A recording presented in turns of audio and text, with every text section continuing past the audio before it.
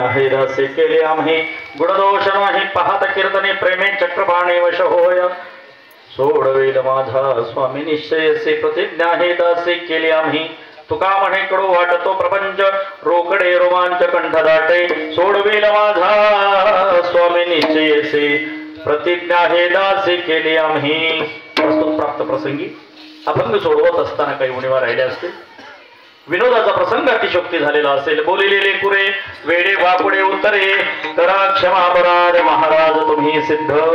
अखंड हरिनाम सप्ताह, सप्ताहाचा आजचा दुसरा दिवस।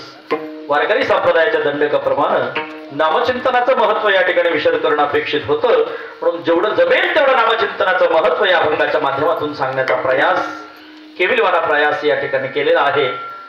निश्चितच आपण सर्वजण त्या नामचिंतनाचा प्रगट पसारा करण्यामध्ये सगळ्यांचं मोठं योगदान आहे। कोणी श्रवण भक्ती करून करतंय, कोणी चिंतन भक्ती करून करतंय, या ठिकाणी आपापल्या परीनं सगळ्यांनी मिळून या नामचिंतनाचा प्रगट पसारा करतोय। आज आणखीन एक नवीन गोष्ट आपल्याला सांगत असताना मला अत्यानंद होतोय की अनेक वर्ष मी शिवसंग्राम नावाच्या संघटनेचा कार्यकर्ता म्हणून काम करत होतो आणि वैकुंठवासी श्री विनायकरावजी मेटे साहेब यांच्या देहांत झाल्याच्या नंतर एक वारकरी संप्रदायामध्ये काम करत असताना वारकरी संप्रदायाचे एक संघटन असावं असं मला स्वतःला वाटलं। अनेक महाराष्ट्रातून अनेक संघटना इकडे येतात, इथल्याही संघटनेला महाराष्ट्र, कर्नाटक, आंध्र प्रदेश, तेलंगणा चहूकडे प्रसारित करावं आणि त्या नामचिंतनाचा प्रगट पसारा करणाऱ्या प्रत्येकाला सहाय्यहस्त देण्याचं कार्य संघटनेच्या माध्यमातून, ते न्यायिक दृष्टीने असेल, आरोग्याच्या दृष्टीने असेल, या संघटनेमध्ये वकील असतील, डॉक्टर्स असतील, इंजिनियर असतील, इतर सगळ्या लोकांना, वादक गायक सगळ्या लोकांसाठी एक संघटनात्मक दृष्टीने कार्य करण्याचं विचार माझ्या मनामध्ये आलेला आहे आणि ते मी माझ्या जन्मगावामध्ये प्रकट करताना मला अत्यानंद होतोय। त्या संघटनेचं नाव भक्तिशक्ती संग्राम असं राहणार आहे। इथल्या सगळ्यांना सांगताना आनंद होतोय, कारण इथल्या अनेक लोकांनी त्या संघटनेमध्ये ज्यावेळी छत्रपती शिवाजी महाराजांची जयंती शासकीय जयंती म्हणून साजरी करत असताना इथल्या अनेक, सचिन असेल, नामदेव असेल, गावातल्या अनेक तरुणांनी त्यावेळेस त्या संघटनेला जोडून काम केलेलं आहे। लहान लहान पोरांनी केलेलं आहे। त्याच पोरांना, त्याच वयाच्या पोरांना आजही मी या ठिकाणी आवाहन करतोय, आमच्या तोरणावाडीचे असतील सगळ्या मंडळींनी त्यावेळेस त्या संघटनेमध्ये जोडून काम केलेलं आहे आणि आपण सगळेच कार्यकर्ते वारकरी आहोत आणि वारकरी हे स्वराज्याचे धारकरी आहेत। आपण निर्व्यसनी समाज निर्माण करायचा आहे। कंठी मिरवा तुळशी आणि व्रत करा एकादशी।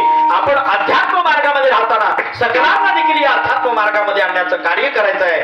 तरुणाईला याच्यामध्ये सामावून घेऊन कार्य करायचं आहे। एवढंच या ठिकाणी आपल्याला संदेश देत असताना पुनश्च एकदा सगळ्यांना या ठिकाणी अखंड हरिनाम सप्ताह मकर संक्रांतीच्या पर्व काळामध्ये येतो। आता मकर संक्रांतीच्या दिवशी महाकुंभ होतोय आणि महाकुंभाची सुरुवात इथूनच झाली का काय असं वाटायला लागलेलं आहे, कारण सुंदर अशा प्रकारचं कार्यक्रम प्रतिवर्षी या ठिकाणी होतंय।